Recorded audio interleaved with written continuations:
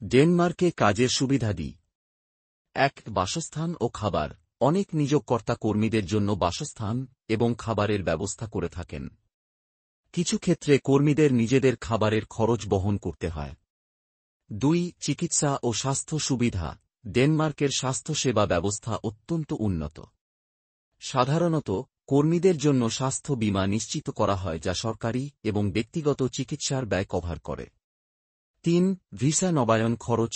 ভিসার মেয়াদ শেষ হওয়ার পর নবায়ন করা সুযোগ থাকে। এটি সাধারণত নিয়োগকর্তা বহন করে। ৫. ছুটি।